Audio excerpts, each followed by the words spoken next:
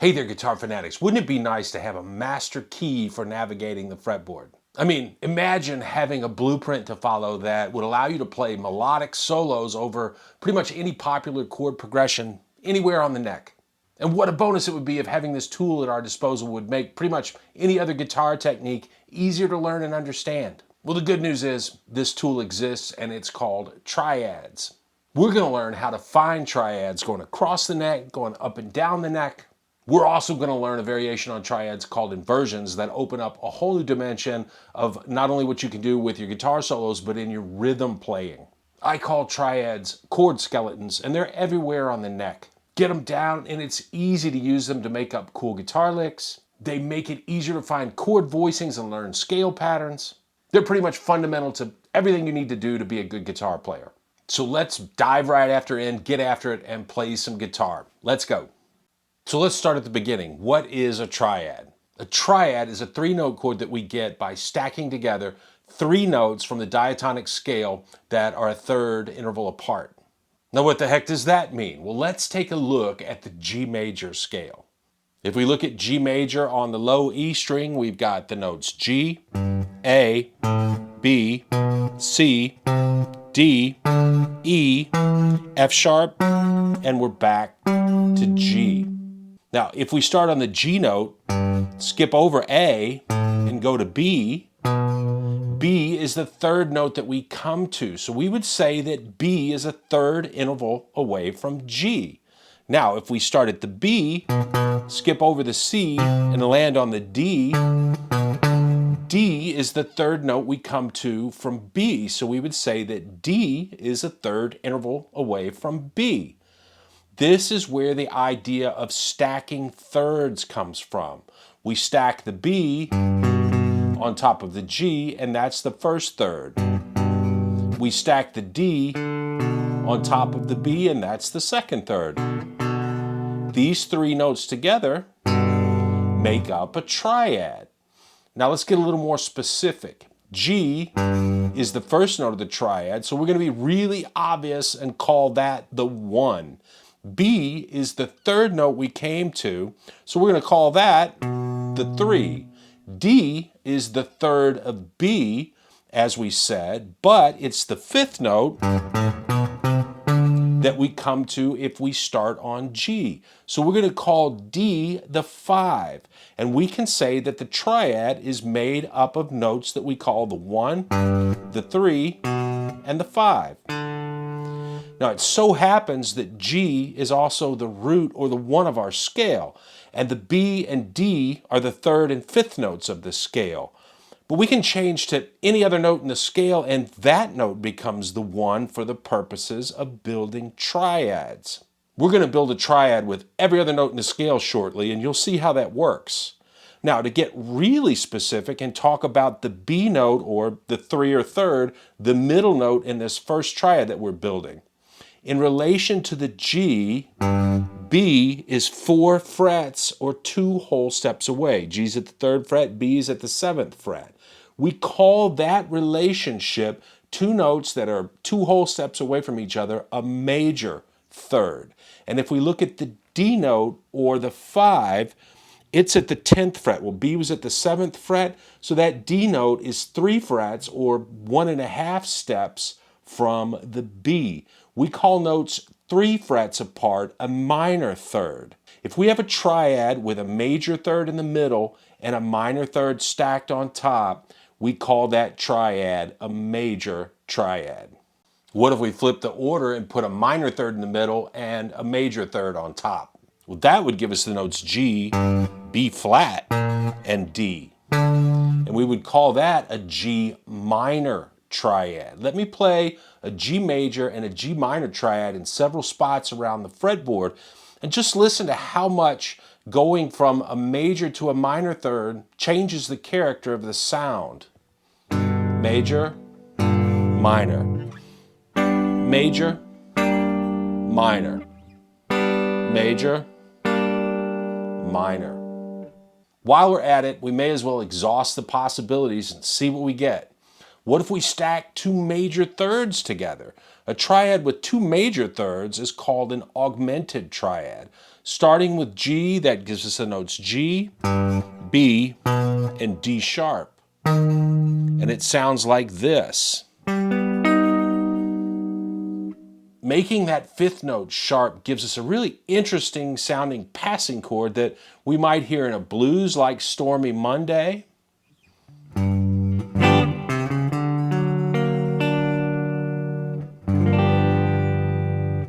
Or we might hear it as a passing chord in a great rock song like the Cheap Trick song Goodbye is part of a chord progression that has some voice leading. It's going to be the second chord in this progression.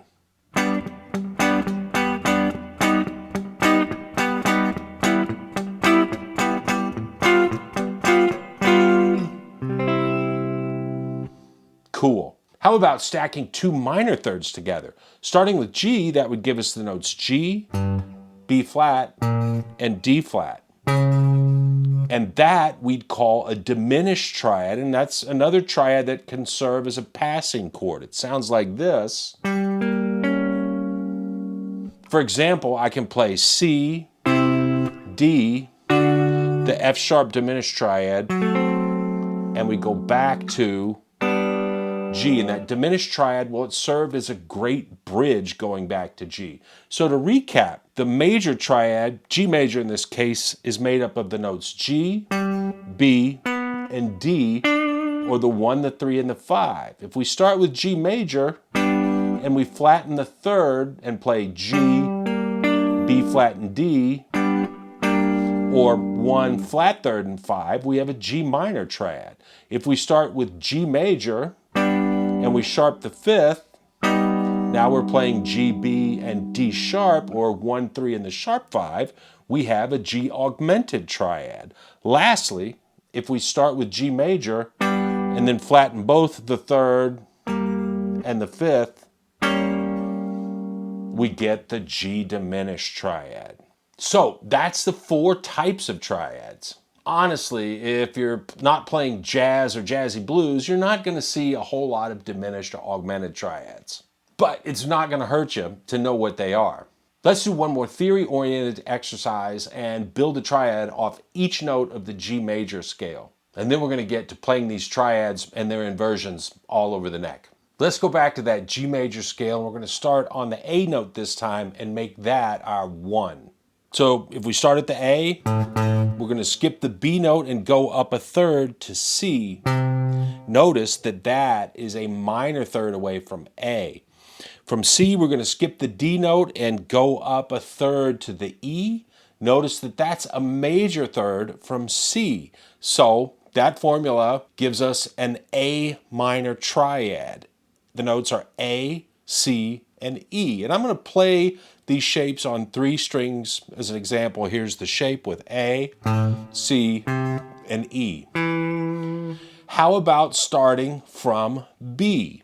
We're here at the 7th fret. And a third up from B, skipping over the C, is D. Notice it's a minor third. And the third up from D, skipping over the E, is F sharp.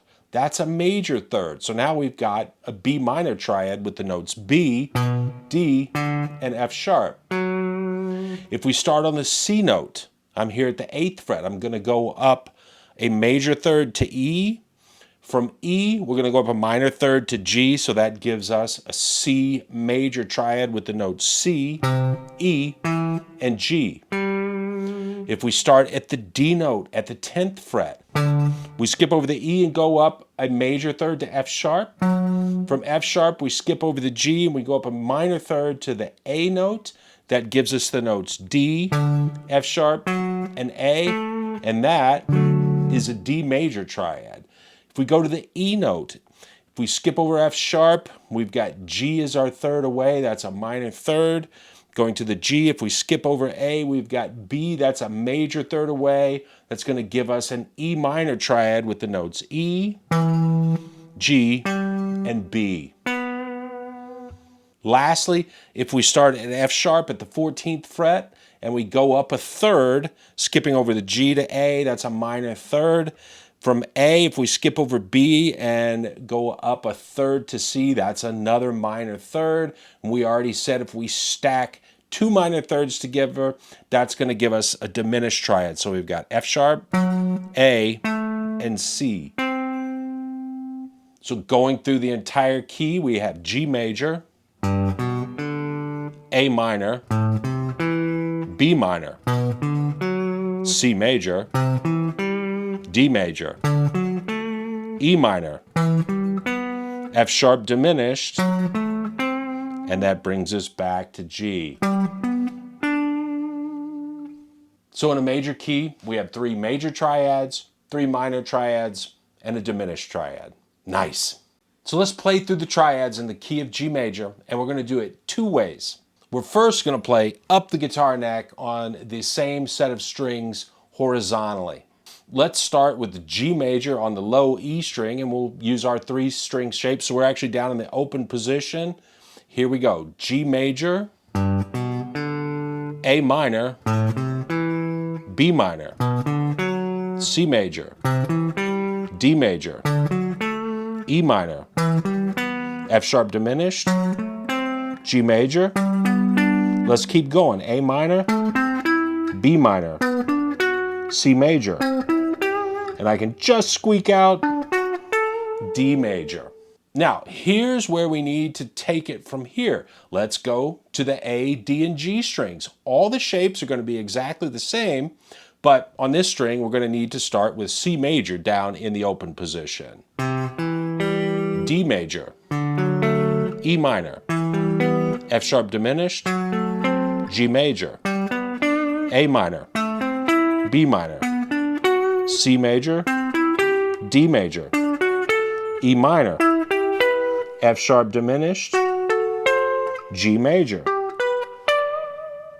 Move over to the D, G, and B strings, and now our shapes are going to change because of the tuning of that B string. It's tuned a third up from the G string, where all the other strings are tuned a fourth apart. Now we can start with E minor, then we've got F sharp diminished, G major, A minor, B minor, C major, D major, E minor, F sharp diminished again, G major, A minor, B minor, and C major.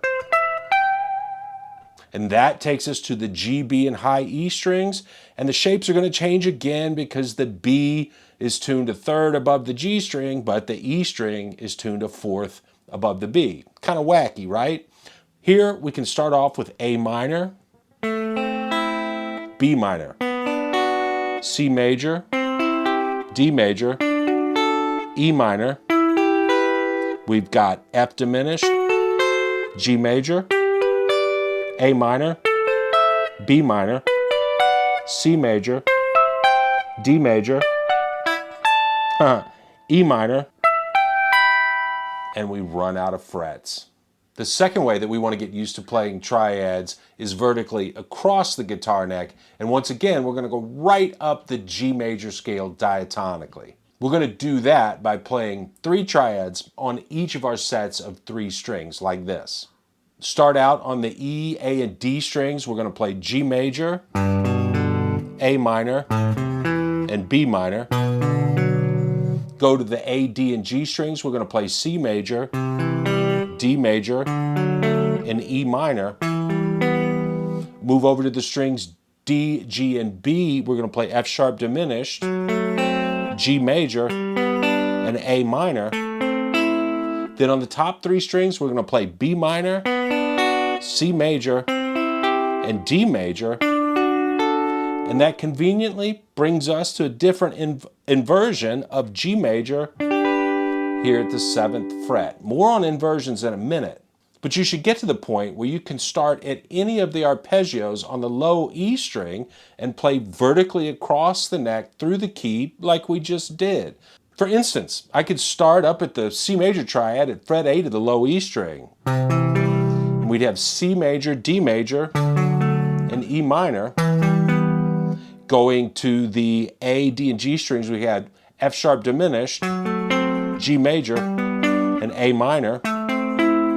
On the D, G, and B, we got B minor, C major, D major, and And then on the G, B, and E, we've got E minor, F sharp diminished, and G major again. And that's the kind of familiarity you want to develop with these triads. Now, how about these inversions that I told you that we'd get to? A simple definition of inversion is a change in the order of something. And that's exactly what we're going to do with our triads. Now, starting with the G major triad on the E, A, and D strings, we had the notes G, B, and D. To get what we'd call the first inversion, we'd start on the B note and we'd play B, D, and G. So we just played the third, the fifth, and the 1. And that gives us this shape for a major triad on the low 3 strings. Let's invert one more time. We're going to start on the D. That's going to give us a second inversion.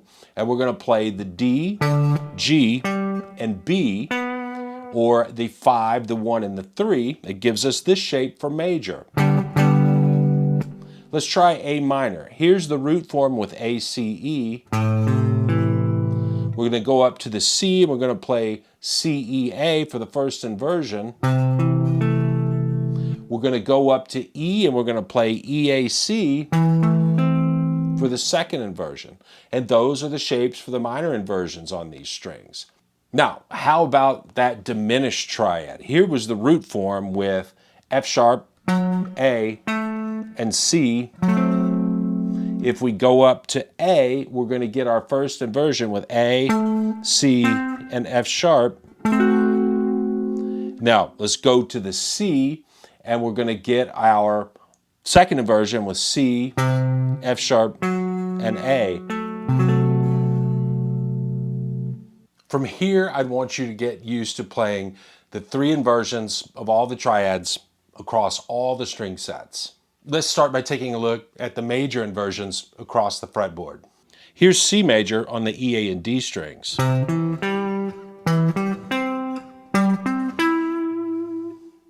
How about D major on the A, D, and G strings?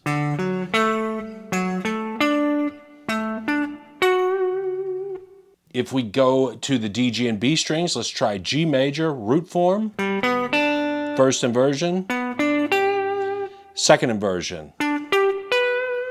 And lastly, let's go to the G, B, and high E strings. We're going to play C major. Here's the root form, first inversion, and second inversion. Once again, different shapes because of the tuning. Starting over on the low E string, let's play our minor inversions. Here's A minor on the low E strings with A, C, and E, C, E, and A, E, A, and C. How about D minor on the A, D, and G strings? Root form, first inversion, second inversion. A minor again on the D, G, and B. Here's the root form and different shape alert. First inversion, second inversion. And lastly, on the G, B, and high E, we're going to do B minor. And once again, we're going to have different shapes. Here's our root form, first inversion, second inversion.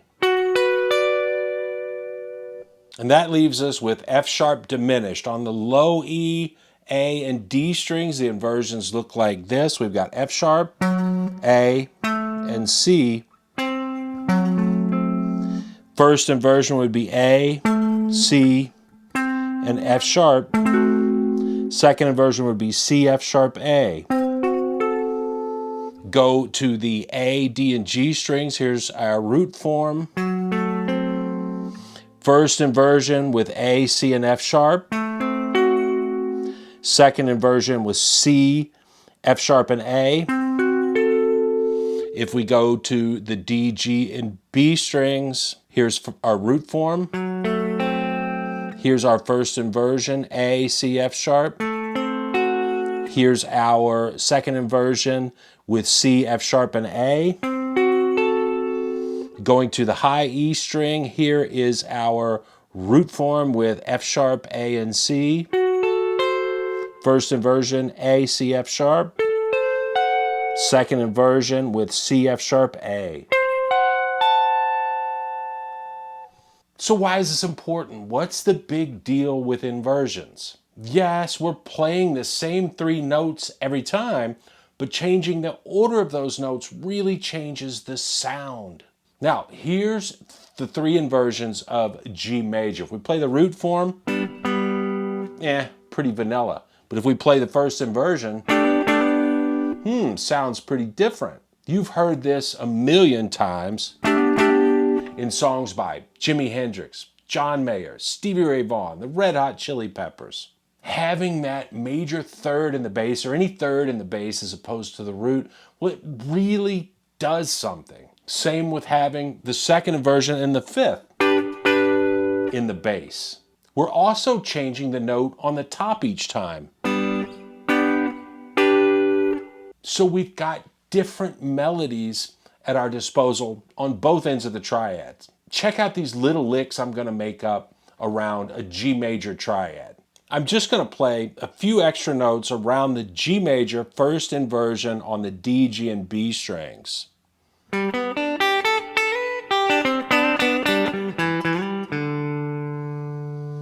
Now let's go up to the first inversion at the 7th fret and do the same thing. And now let's hit that second inversion up at the 12th fret.